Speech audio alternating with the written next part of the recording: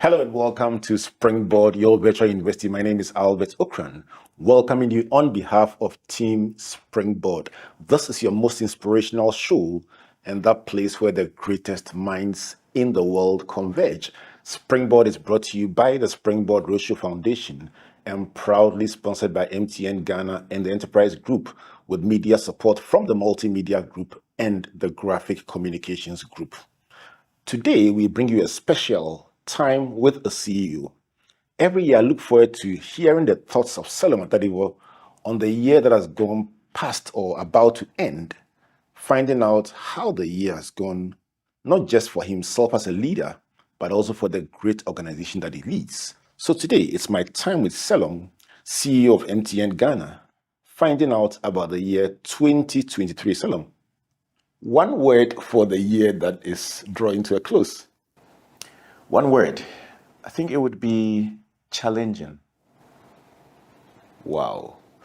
Good to see you. I trust you're well. Pleasure is mine. Good to see you too. It's been a while. Wonderful. And how is MTN doing? Doing well. We're trying. It's a very interesting period for us. And, we have a number of different things coming together at the same time. So we're definitely demonstrating a resilience in a very difficult period. But the outcome of that, I would say, is positive. Let me start by thanking you on behalf of Team Springboard for your support for this intervention.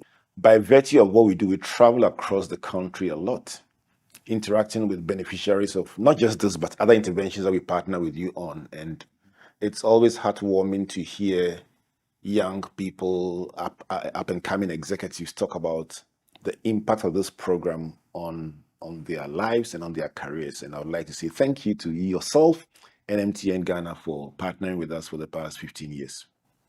It's a pleasure. And to be honest, when I learned about our sponsorship and what you do, I'm a big admirer of what Springboard does. And I'm glad we've been able to be a partner to this incredible program for so long. You can count on us to continue to support this program and the impact it has had on young people into the future as well. So thank you. Thank you very much. So for the benefit of many CEOs tuned in today hearing your voice, give us an overview of the year 2023. Sure. Let me look at it from maybe a number of different angles. All right. 2023, as we all know, has started off with a very difficult external environment where we had a macro indices at levels that we've never experienced, at least not in my lifetime. From a business perspective, puts a lot of pressure on the business, and it puts into question your ambitions for the year. So I started off the year starting to think, are our ambitions for the year realizable? What do we have to do to continue to deliver in the manner in which we had initially imagined, or at least, anticipated? But then the second thing is, what do you also do for your customers, for your staff, for your people? Because the external environment impact is not only on the business, it's on everybody. And everybody feels the pinch of all of this. So for us, for this year, we've had to really demonstrate resilience. First of all, we've also had to accept certain situations and decide to what extent we exercise these ambitions that we have or the aspirations that we have, and what we give up in trying to achieve that. When things don't line up the way you expect it to, you have to accept that something else has to give for you to deliver on the areas that you determined to be the priority. And that's what we've had to do. So it's been a real test of prioritization, a real test of resilience. But in all of that, you learn new things. And you also develop in other ways. And I've seen us as a team evolve and develop in a very different way than we would have even imagined. And the outcome of all of that, in my humble opinion, has been very positive. I mean, I couldn't thank my team at MTN enough. I mean, they've been excellent. They've kept a smile in spite of everything else that's been happening. And every day, despite their personal challenges, they've managed to come to work and deliver. And, for that, I'm extremely grateful. What would you look back at as probably the most defining development this year? Look, there have been several developments, through the year. And, one of the big ones I would say, has been deciding what you give up. We're not used to deciding what we give up. We're a very ambitious business. We have objectives to try to drive adoption of digital services to as many Ghanaians as possible. And we've had to make decisions. When, Forex goes up to a certain level and you had in mind to buy, X volume of equipment, but you can no longer buy that. That means that your impact on Ghanaians, on communities would also diminish. And trying to accept some of these things can be very difficult, right? But we've had to go through a process of saying, what do we give up? And what do we focus on? And that decision-making process has been quite testing and extremely challenging, because there are things that you have to do. There are things that you want to do because you're passionate about some of these initiatives, but you have to give them up because it's not practical to do it all. And that has been a big test. And accepting that hasn't been easy. And I guess thinking about the beneficiaries who will be denied as a result of your inability makes it even worse. Absolutely. I mean, that's the bigger part, because you do get the criticism. MTN hasn't done this. Why isn't MTN doing this? Why can't MTN do better in this area? And it's painful to hear when it's out of your control. But at the same time, you have a desire to do exactly what others are expecting of you. And, accepting some of these things in the short term, extremely difficult, and we see how staff go through this because they get berated at home, their family members, it's a tough situation to be in. But look, you have to take it on the chin as a leader, and, you have to keep going. And hopefully we encourage others that we still have everyone's interest at heart. And to the extent possible, we will deliver it in the medium term. Let's swing out of this to my other role as a pastor. I find that I have much more responsibility than my dashboard seems to suggest, because literally everybody's pain is your pain. And there is only so much that you can do. So I share the feeling that you have about the possibilities that are there, the people whose lives will be changed if only you could do all the things that you want to do, and sometimes finding that you are limited, no matter how hard you try. Let's go to some areas that have dominated our conversation here at Springboard this year in particular. We've tried to look at the fastest growing industries in Africa from last year, and said that let's hold conversations around them and see even how much they are interwoven and the role technology is playing in all of them. So the ones that have dominated our thoughts are fintech, food, real estate, food meaning the whole agricultural value chain, Sure. real estate, e-commerce, and logistics. These 5, some studies suggest, have been the industries to watch in Africa in the past year. Looking at MTN as a business, how have you been an enabler in these sectors? I mean, MTN's core is to provide technology to solve basic problems in different value chains, in different industries, in different sectors. So fundamentally, the core of what we do, digital solutions for Africa's progress, is at the core of impacting these industries. I won't go through each of them one by one, but some of them are notable, right? If I take fintech, for example, I mean, MTN's ambition to get into fintech, all the way back from 2009, and where we've come today with Momo, and how we've democratized financial services for people who were initially completely excluded, and there was no real plan for inclusion of these communities, right? So MTN's impact in that is extremely clear. But once you get people into the financial services space who were originally excluded, the next question is, how can you move them up the ladder? And today, a lot of our focus is on taking people from basic financial services and financial inclusion to different stages up the ladder of financial inclusion, so that they can actually become bigger participants that impacts the ecosystem. And we're seeing a lot of acceptance of some of the things we're bringing in. I mean, just, basic P2P transfers or peer-to-peer transfers would have defined financial services 5, 6, 7 years ago. Today, there are people who are buying shares on the stock exchange. There are people that are lending or borrowing from us.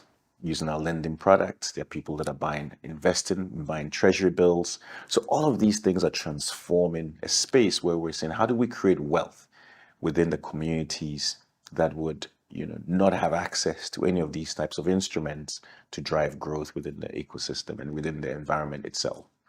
If I take some of the other value chains, technology solutions that affect, we talk about food. The food value chain has very discrete components, all the way from, technology to farm. We're talking about agri-tech and what you do there, collection of data, precision farming. These are all things that have a lot to do with technology. Now, I'm not suggesting that we've adopted these in mass, but we see small scale farmers starting to change the way they think about food production, about farming, about efficiencies. When you go from there to, how you price, how you deliver, how you supply, and this may be where logistics comes in, which is one of the industries you talked about. Again, the enormous amount of data to make decisions about efficient logistics is incredible. So just merely providing a network is a starting point, but we don't want to end there. I mean, we want to go up the value chain so that we can actually influence decision making around some of these core areas that will drive economic growth. And in fact, one of the things I say a lot is that the world will be defined by technology if it's not already. And, as a young 22, 23-year-old, this is what I saw. I mean, I studied civil engineering. And I remember having a chat with my parents and I said, I feel like the world is going to be defined by computers very soon. And I need to be part of that. So leaving civil engineering and, immersing myself in technology, I'm not sure. I still can't explain why I had this strong conviction, but no one else around me believed and could see what I saw. But I just felt that technology was going to change everything. And it was irrelevant if you had core skills in civil engineering, if you didn't have a technology understanding, because all the things I had to do, I could do now using computers.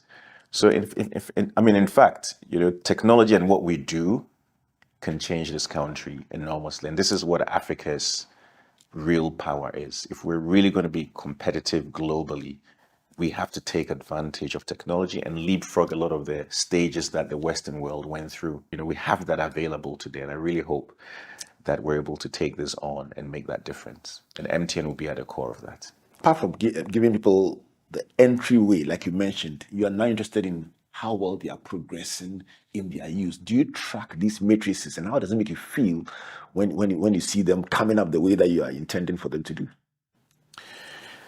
Look, we spend a lot of time thinking about the impact of technology in different areas and what role we should play as a business to influence that impact to even higher levels, right? The second dimension is scale. For us, doing things that have an impact is one thing, but without achieving scale, your overall impact will be muted. So the two things are important. On a unit basis, impact, but on a broad basis, in terms of scale, that impact should be able to be extendable.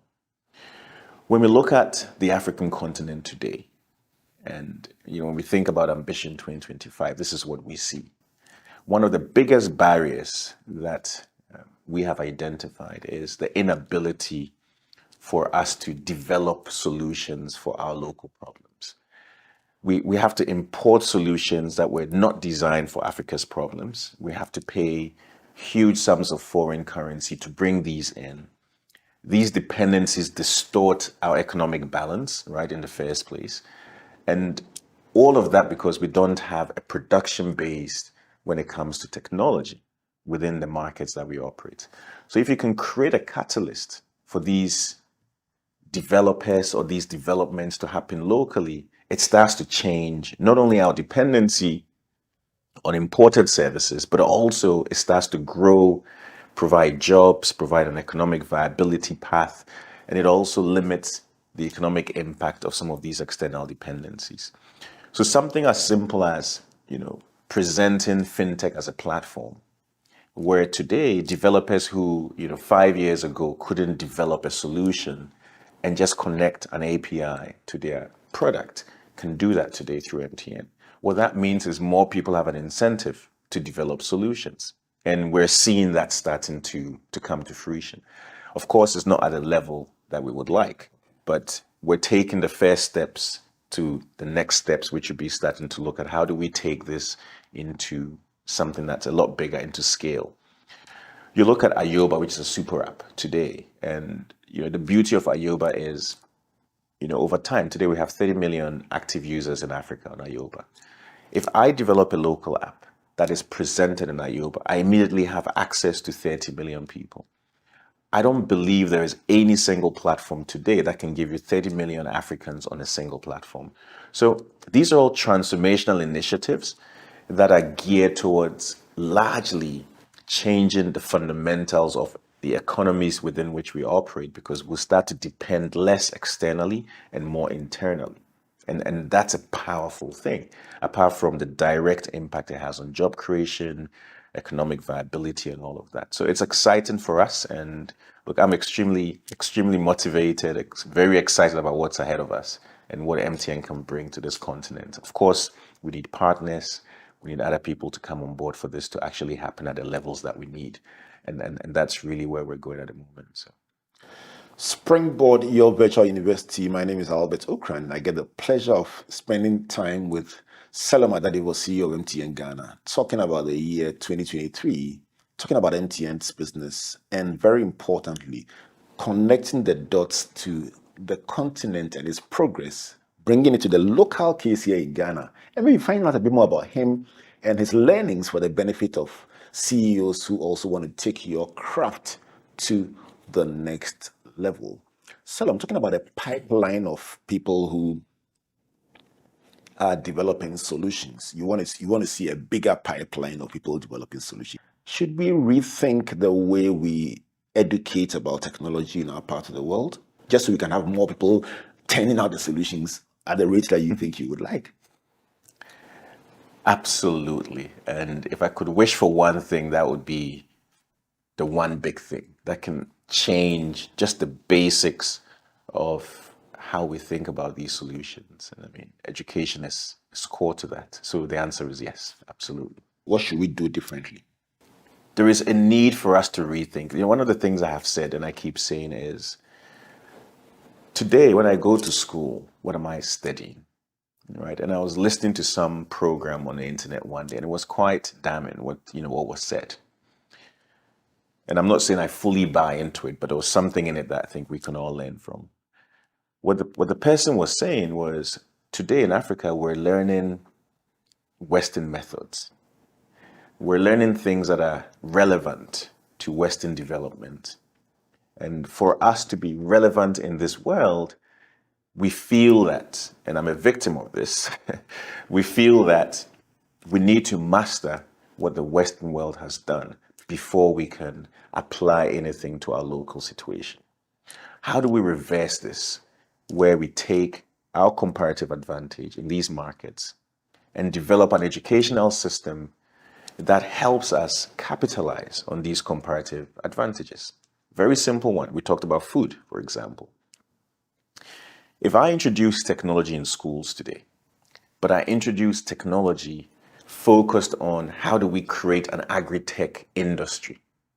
So people who've come through the technology stage in Ghana are focused on its application towards agriculture, because we have all this land, we have the sun, we have soil that's ready to be, used to generate productive food outcomes. If we do this, then all of a sudden, the opportunities that we focus on solve our local problems. So that's the first thing. The second thing is to identify, maybe strategically where we want the mind to go. I mean, all these other things are important, but I'm a big believer, if we don't get food right, if we don't get agriculture right, Absolutely. honestly, it's a non-starter, because we'll still have to depend on others for our basic needs. And once you depend on others for your basic needs, and how do you create value up the chain? And that's really what our education needs to solve. So I don't know how to position the new educational system, but the outcome of our education should lead us to taking advantage of our comparative, should lead us to capitalize on our comparative advantage so that we can actually be more self-serving. Quick one about the point you make about agriculture, the value chain as something that we must get right. Would it be your position that with everything that we are doing, that is a no-brainer that Ghana and by extension Africa should focus on? Look, I couldn't emphasize that enough. It's such a big opportunity for us. And, why agriculture is still looked upon as not so attractive, not so interesting. I don't personally, I can't understand it, because it's our solution to a lot of things. It's our solution to a lot of things. Jobs, employment opportunities, feeding ourselves. Everything. And I saw, you read the history of the world and you see countries like India who did this. I mean, when we had the war, Ukraine, Russia war, we saw the impact on us, and there've been a lot of commentary around, why are we even dependent on this small nation? And we've seen what Israel has done, from, desert land into arable land, using technology to drive agriculture. I mean, there are all these things that are happening. So the first question is, why aren't we, who've been blessed with so much more than these other markets, why can't we do more with what we have? And we have to. Absolutely.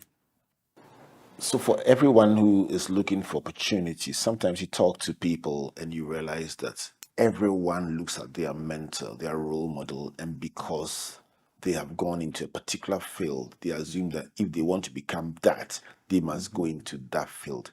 You started from engineering and then branched into tech and have done phenomenal work here. What would you say to people who tend to have what you may want to call a tunnel vision about what they can do with their careers based on what they learned in school? I mean, I'm guilty of what I'm going to say, but but I'll share it anyway. Look, I've learned a lot about the world around us and the possibilities. And when I was growing up, there was a fixation on certain types of professions. It was engineering, medicine. There's still a lot more respect for these professions, right? But for young ones, I really do believe the entrepreneurial path, all the countries that have done well, you look at China, you look at the US historically that have done well, entrepreneurship has been the fundamental ingredient to that success. The more entrepreneurs you can create who are successful, the better your economy will be, because entrepreneurs are typically solving local problems in ways that are efficient, that are economically viable and sustainable for the most part. And that will continue to drive growth in the economy over time. But they also create jobs, they create inspiration, and more people see what someone who's an ordinary person has been able to do. They get inspired, and then they toe the same path. I mean, you can only have so many MTNs in a country. So, we all need to encourage the entrepreneurial spirit to be harnessed a lot more. And I would like to encourage young people looking up for careers to not only think about dropping a CV at a big company, but also think about what can you create, because there are lots of needs around. And, really investing in the opportunities that are obvious around us and taking some risk will help us get down the path that we need to. So I'd encourage young people to think beyond just a corporate job, and also what opportunities and value you can create around the problems we have. This is Springboard of Virtual University, and my blessing today is being able to hang out with my good friend Selorm Adadevoh, talking about the year that is about to draw into a close, the learnings from it. And when I come back from this break, I'm going to be finding out from him the learnings on his own journey and how they can inspire that corporate or business executive or even young entrepreneur to say, I can also live out my dream and be fulfilled without necessarily holding the position that he holds. So let's draw from Selorm's wellspring of wisdom when we come back from this break. Springboard is brought to you by the Springboard Roadshow Foundation and proudly sponsored by MTN Ghana and the Enterprise Group, with media support from the Multimedia Group and the Graphic Communications Group. In Monday's edition of the Daily Graphic, you will find a full transcript of this conversation with Selorm. Get it, share it to the loved ones, and let the learnings inspire you to reach out for a big year in the coming year. Please don't go away. Agriculture is for everyone, and I dream of the day that everyone will have an agriculture, vocational, or technical story to share. My name is Araba Kumsin, and I welcome you to Ghana Grows Ejuma. Ghana Grows Ejuma. Coming soon on radio, TV, and online.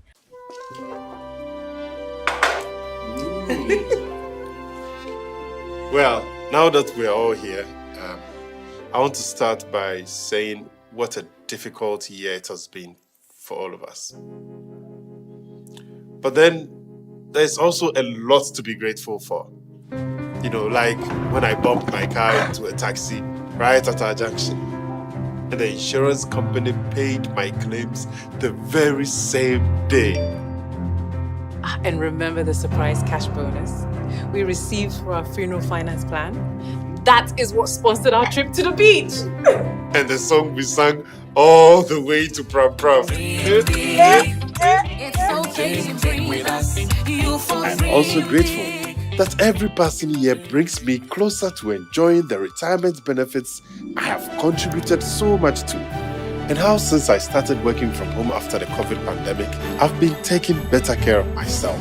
Even my doctor can attest to that. Speaking of that, I'm very grateful to the team at Transitions for giving Grandpa a befitting send-off. Well, on a happier note, I am grateful to have found an affordable office space to rent at Advantage Place. Enterprise, your advantage.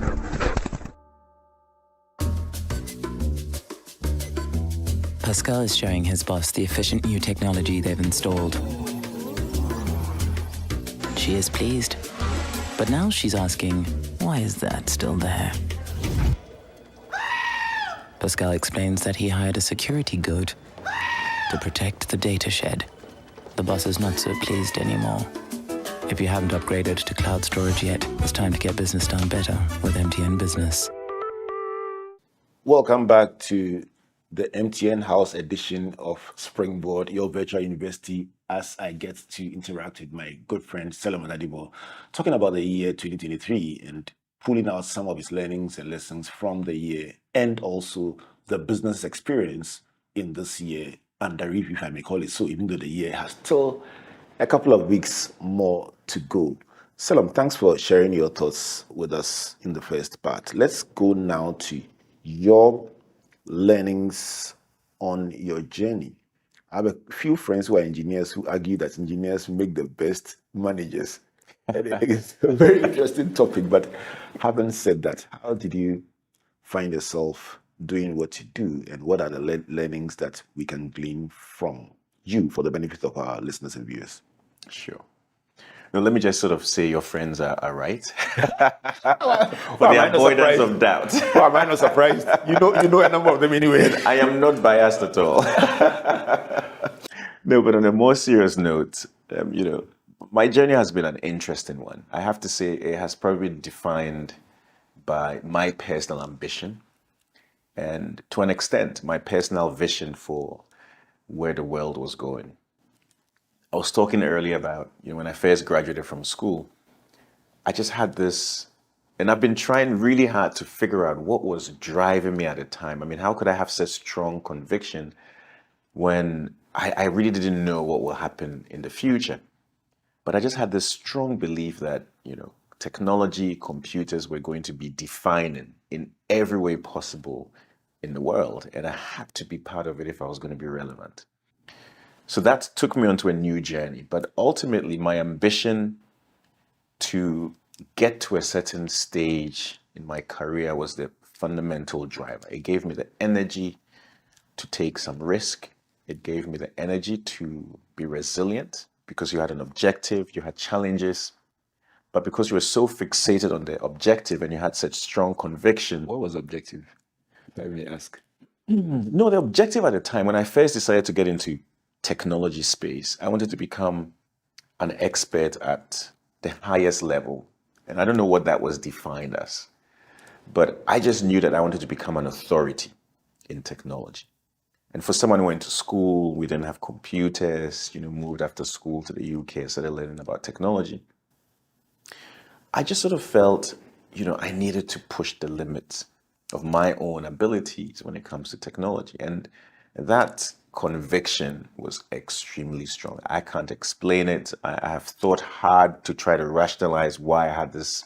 I don't know what it was, but it was there, and I really believed in it. So trying to get to the top, and at the time I started off, doing a lot of Microsoft training, which IT and technology had, that different areas within technology that you can specialize. You could be a developer, you could be an infrastructure person, you could be a support person. I started off as a desktop support engineer, focused on Microsoft and trying to get companies from mainframes into the more modern sort of Microsoft suite. And that was my first project.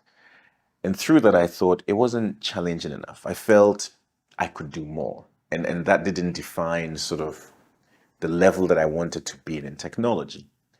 And then I discovered, wide area networks and infrastructure, building solutions, network solutions.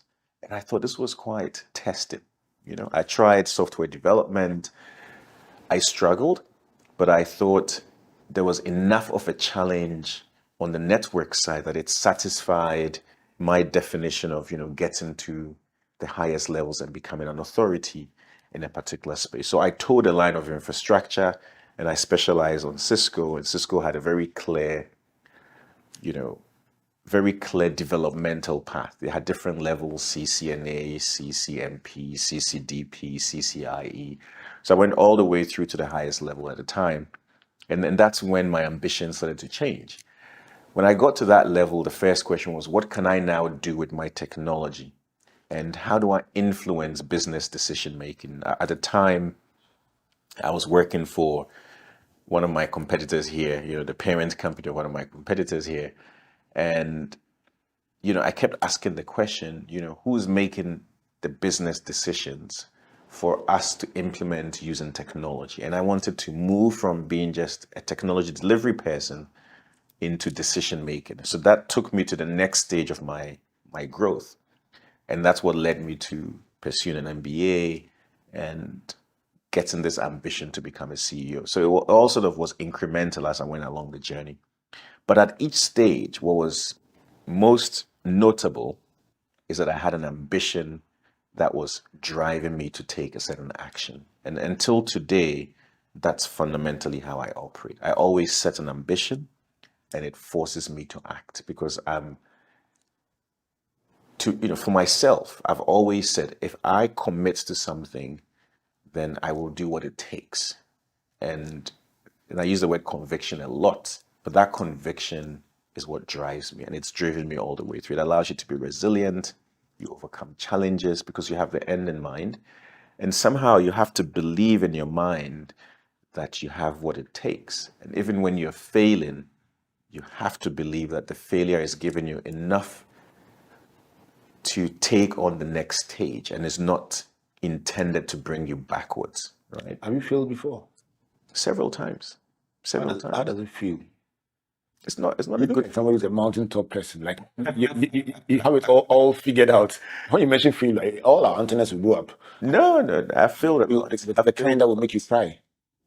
Yes, I failed a lot. And I'm still failing. The way you view failure is important, right? And, I think one of my siblings said to me the last time, I was making a joke about one of my trips, and I was telling about these funny experiences I had. I don't think they believed me. They thought I was making things up. But I'm not alone. But I have all these experiences because I take a certain type of risk, and in all of that, you would succeed in half and you'd fail in half. But I view those things as important experiences to enrich your toolkit, because it helps shape your perspective in general on issues. So when I'm in a boardroom tomorrow and we're trying to solve a problem and I come up with an idea, I have no idea where the idea is coming from, but I'm a big believer that all these experiences, some that were successful, some that failed, have enriched me with something that allows me to have this unique perspective. So you can't take away, you can't disaggregate. If someone has only ever been successful, that person is a big risk, because you don't know how they would respond the day they fail. But someone who's been through multiple failures is more resilient, because they figured out how to deal with it, how to detach emotion, and how to be objective in decision making, even in a situation of high stress or in a crisis situation. And those people tend to be stronger leaders because they can cope with a variety of situations. And then leadership is not linear. Let me go back to the word you started this second part of the conversation with, the word conviction, which you say is very much part of you. I almost said Arsenal, but I won't use the word Arsenal because your interpretation of Arsenal will be very different from. So, what word will I use? Your toolkit. I would not use Arsenal. Your toolkit. Conviction is a key word for you. I've had conversations with people you and I will both know. People like Kweku Bedwado at Stanchard. People like Albert, Asian, who were very specific in saying that not only did I have conviction, I actually set a date and said, by this time, Ishmael Yamson, who chairs your board, does he still chair your board? He still chairs. Yes. So Dr. Yamson told a story on Springboard about that as well. Walking into an interview, he actually added for good measure that he came all the way from his hometown, he had dusted his on his white shirt and said, I'll be CEO of this company in 20 years. And he was chairman of Unilever in 20 years. Kweku Bedwado shared a similar story. Albert Isian shared a similar story. Did you put a timeline on yours as well? And did it happen? Tell us. This is very interesting because just yesterday I was talking about this to one of my team members, and I said I've managed my life and my career in time bands, right? At every stage, I have an objective for 3 to 5 years, a specific objective. Because you've committed to it, it forces you to act. And I keep saying this, what's your trigger to act? What holds people back is you haven't put yourself under enough pressure to act. And you've given yourself too much room to act. If you said, I want to become a CEO in the next 10 years, but you said, definitely by 2033, I need to be a CEO. That's very different from saying, in the next 3 to 5 years, I want to become CEO. Because one acts more aggressively. Because you have 10 years, it's a long time. So instead of saying, I want to become a CEO in 10 years, you might want to say, I want to become a C-level exec in 3 years. So get to that next stage. When you get to that next stage, define the next stage. But I define it in short time bands. That forces me to be very focused, but also very intentional during that period.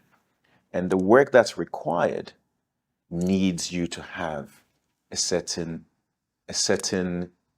what's it called, conviction in those time windows or in those time bands. And that's what I was saying to my team member, that every time I get into a new situation, I always define my medium-term goal of where I want to get to. And I push really hard because it forces you to act. And a lot of people have potential, they have skills, they have exposure, they have experience. They don't move as fast because they're not as committed to the next step. And to a large extent, they expect it to be consequential on either your results, your performance, your behavior. I don't leave things to chance. And in my TEDx talk, I made a statement which was, nothing in life happens by chance. And I'm a big believer in that. You create your opportunity because you push for it.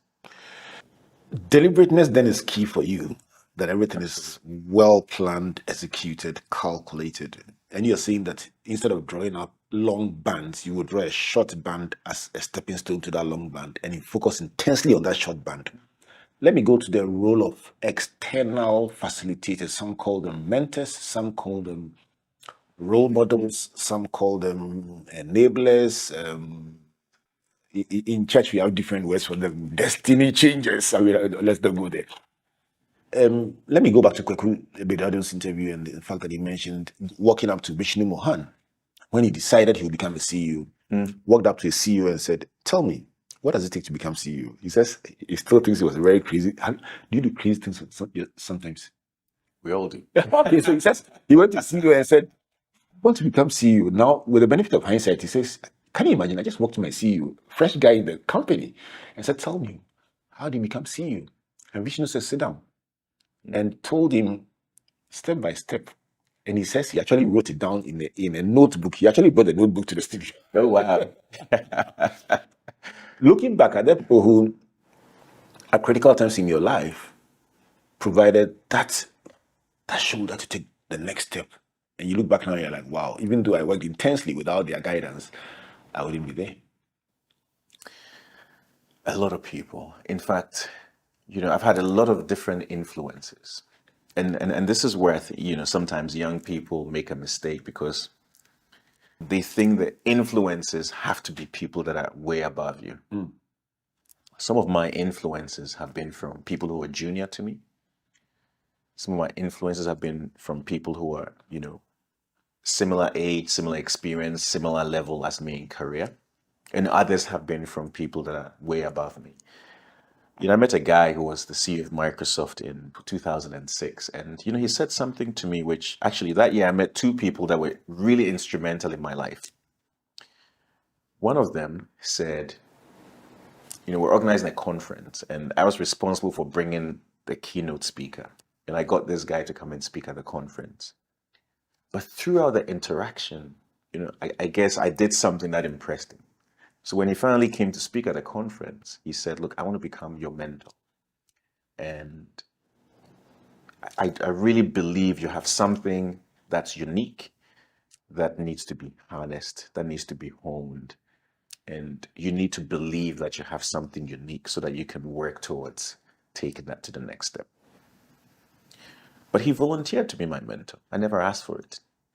Another guy who had just relocated to Kenya also became my mentor. He was also speaking at the same conference and invited me to Kenya to see what he was doing. He was trying to encourage Africans to come back to the continent.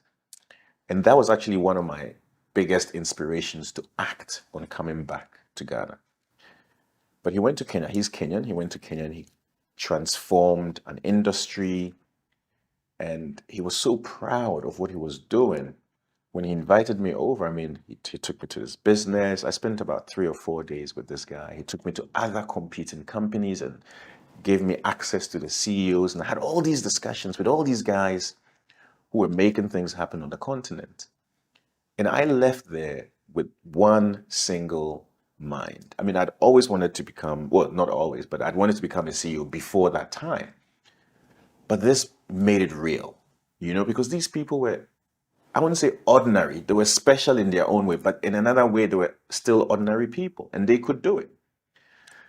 And that's when I started really pushing myself to say, look, this is doable, but what steps do I take from now as a student doing an MBA to get into that point where I become CEO? And I had 40 in mind. I wanted to become CEO of a $500 million company by the age of 40. There go the specifics. I found it finally. and I missed that by 2 years.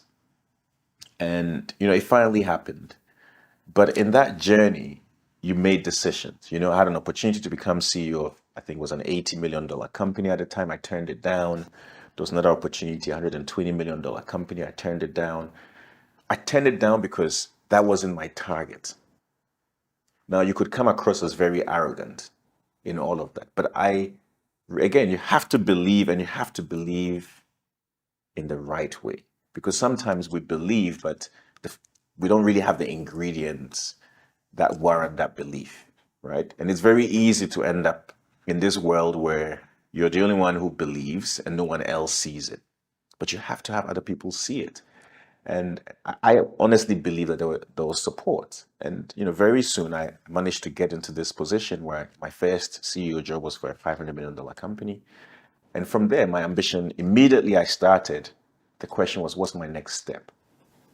What should I aspire to next? And I said, look, this is a very rough and tough environment. I needed to do it for 2 years because 2 years gives you the credibility that it wasn't by chance, whatever you've delivered, right? 1 year is too short. 2 years is enough to bounce off that. So I was in this role for exactly 2 years. In fact, I started on the 1st of March and I finished on the 28th of March, 2 years later on. So it was exactly 2 years, not a day more, not a day less. And it was after that I joined MTN.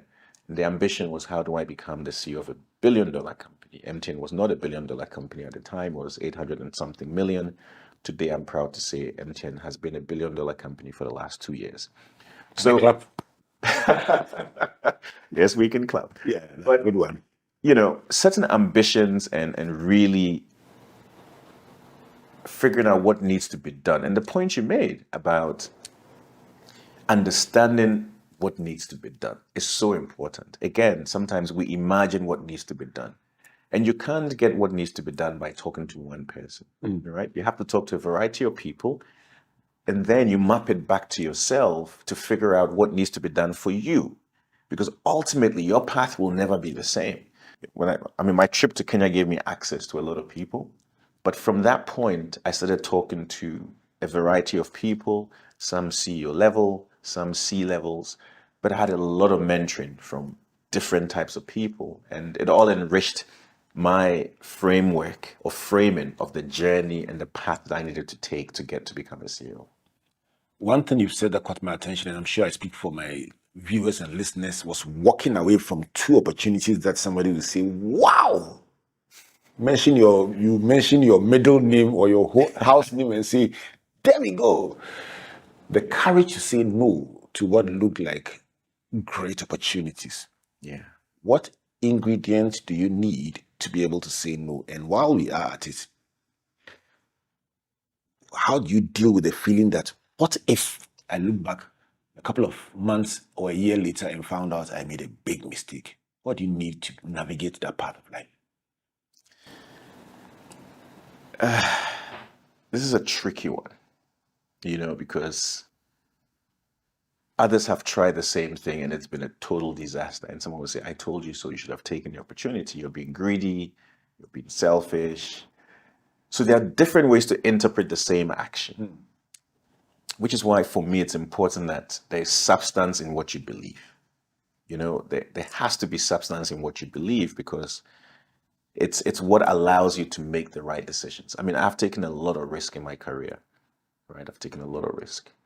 And, sometimes, when you take that risk, you yourself are not sure. You doubt yourself at some stage. And I went through a process where I took a risk and ended up staying at home for an extended period of time. And during that time, everybody was like, see, I told you, he was a fool, But my confidence never waned during that time. I had opportunities that I considered that I thought were not the best for me during that time. And even though I was at my lowest, I was still trying to make the right decision, and I was still taking risk incrementally. And, some of my very close relatives and friends were advising me to say, Selorm, you're pushing it too far now.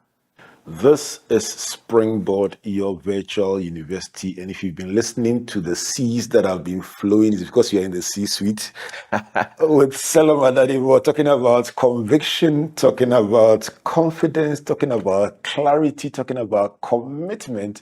And I'm sure all the C's are lining up all the way through this conversation. Selorm, as we draw down to a close, going into the year 2024, what should we expect from MTN Ghana?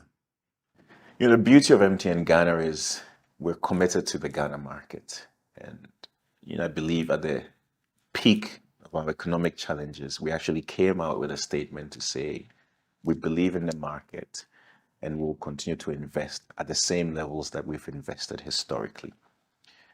Now, that was very intentional because other firms had taken a step back and were just sort of waiting to watch. And we said, this is probably the time Ghana needs us the most. And this is when we should demonstrate to Ghana that we're not just here as a company, trying to drive growth in our P&L, but we're here as a company to have an impact on Ghana and contribute towards Ghana's economic development and economic viability. In 2024, you can expect the same from us. We'll continue to invest very heavily in this market, and we'll support technology development towards solving some critical problems in the market. We also hope to continue to partner with different institutions and government to ensure that we're able to do this in the most efficient manner, but also do this while we create extended value within the ecosystems that we operate. And 2024 is, 1 year before 2025, which is when Ambition 2025 actually seeds. So in terms of partnerships, in terms of our platform play, you can expect to see a lot more push and a lot more advancement in some of those areas. And I personally believe that the beneficiary of all of this will be the consumer, because you'd have more options, more technology, innovation available to you. And we should see Ghanaians get opportunities beyond what they have today based on the investments that we put in the market. It's going to be an exciting year for us. Awesome. Let me put it down on a lighter note to wrap up. What's your favorite color? It's a tricky question because, I'm yellow for MTN, I'm red for Liverpool. So it's very conflicting. What about Liverpool attracts you? What about Liverpool attracts me? You died in the whole Liverpool. What Liverpool attracts you? I don't know. It's one of these things that you start off on a light note, Liverpool, and then you immerse yourself. So I have this immersion theory. You immerse yourself, and you immerse yourself so deep that you can't even explain it, But have you done Anfield? Oh yes.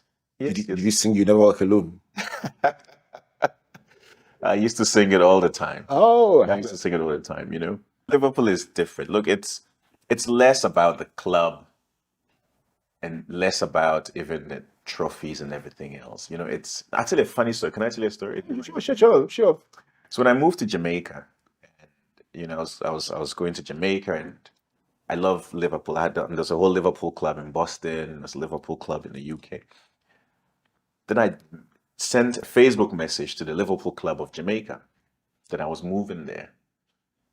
And then they said, we'll pick you up from the airport. I said, no, it's an official trip. My company's going to pick me up. They said, no, we'll pick you up. And I said, no. Cheers. Like, everything has been arranged. Anyway, I get to the airport, and there's like 6 Liverpool supporters with a flag waiting for me, okay? I've never met these guys before, okay? And they insisted that I'm going to sit in their car. So the car that came to pick me up had to drive behind these Liverpool guys. They took me to this club where they meet on Sundays and Saturdays to watch the game, introduced me to everybody else before they released me to now go take and it do home. your. That's just the power of Liverpool. It's incredible. It's incredible. I'll tell a story next time I interview you. I mind have you? to prepare the story. It must be as good as this. What's your favorite? You're talking about Jamaica. You've traveled to different countries. Which one is your favorite? My all-time favorite country is St. Lucia. Why? It has everything that represents my personality. It's beautiful. The people are natural. They're themselves. It's a smallish type of island. They love music. They love reggae. I mean, when waiters serve you, they're on rollerblades or roller skates, and they're dancing, they're singing. It's just everything I value in life around authenticity and being yourself.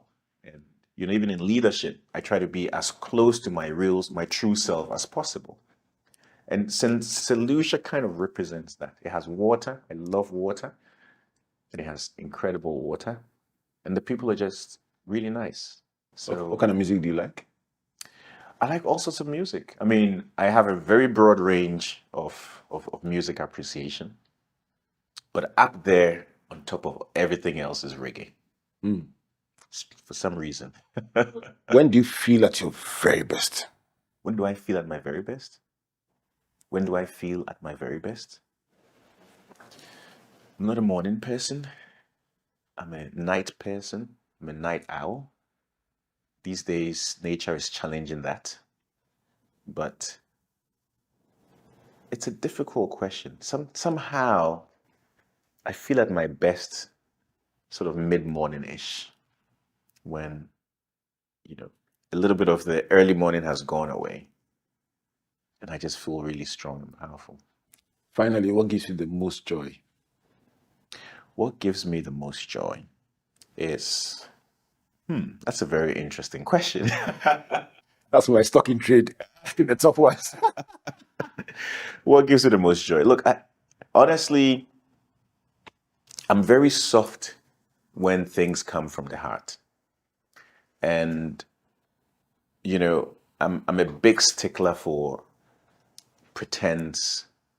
I'm a big stickler for just trying to impress me. I get the most joy when I feel like it's coming from the heart, whatever it is. You know, it doesn't have to be big. It doesn't have to be very small. It could be extremely small. As long as it's coming from the heart, I'm very soft on it and it gives me the most joy. Authenticity. Authenticity it is, yes. It wasn't a C, so I didn't want to say it. I was trying to find No, the right word for it. But yes, authenticity for me is what it is. Yeah. Selorm, it's been a wonderful conversation with you, and I thank you for your time. And I speak for our listeners and viewers that every year when we get to do this, it means so much to all of us that you can find time in your busy schedule to do this. Selorm, look into this camera and just talk to somebody who says, my story is kind of, I've plateaued, I'm stuck, I don't know what to do next, and I don't know if I would ever be able to one day sit on TV or radio and talk about my achievements. What would you say to them, Selorm? Look, what I'll say to this person is your definition of plateau is coming from within, right? And first of all, we need to start to think about what you really want to do and what you believe in. You know, my story has been a story that has been plagued with different phases of my life. And there were different stages where I felt that I was plateauing. When I was in technology, moving into business, I felt that I was plateauing, but I had to ask the question, what is the next step? And how do I take what I already have to influence that next step? I wasn't throwing away my technology experience when I went into business. I said, how do I make this an asset to that next step in the journey? Now, by normal, I guess you can call this economics, there's something called the S-curve, which, you know, you go through a growth phase, you get to the top, and the S-curve starts to decline. So it's natural that you start to decline. And one of the things I learned in business school, sorry to be a bit academic, was the only way you can continue to grow is to re-innovate. And then you make a second S-curve on top of that. So if you feel you're plateauing, maybe you're on top of one S-curve, you need to re-innovate to get to the next stage. And usually that's triggered by your next belief, which is where you want to go. So I would encourage you, it's normal to get to a point where you feel you're flat, you're plateauing, but don't give up because of that, because you need a new S-curve to get you to the next step. So look out for that next ambition and it will drive you. And believe, because you can do it. Thank you. Believe because you can do it, and look for that next S-curve. The thoughts of Selorm Adadevoh, CEO of MTN Ghana. Over the past hour, we've been exploring different themes, including what the business has for us, stakeholders in the year ahead, and also what they've had to navigate in the year 2023.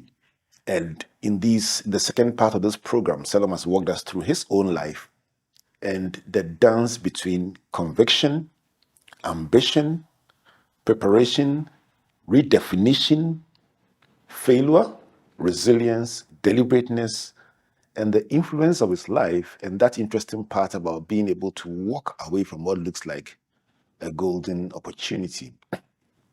Now, which of these lessons is your big one? Let's continue this conversation on social media. The slides are all out there. Let's talk. Which of these points from Selorm Adadevoh is really inspiring you to take on the year 2024 with, as the young people say, vim and verve? So let's continue the conversation on social media as we engage these thoughts in your virtual university. Springboard has been brought to you by the Springboard Roadshow Foundation and proudly sponsored by MTN Ghana and the Enterprise Group, with media support from the Multimedia Group and the Graphic Communications Group. So let me say a big thank you to you, Selorm Adadevoh, for making time for this conversation, and have a blessed end of year. And if I may say so, Happy New Year in advance. Thank you very much, Albert. It's a pleasure. It's an honor as well. And honestly, a privilege to be here with you. I wish you the very best. Keep doing what you're doing, impacting the youth. And I wish you a Happy New Year in advance as well. Cheers. Thank you very much. So God bless you, and God bless you. He's always turning around.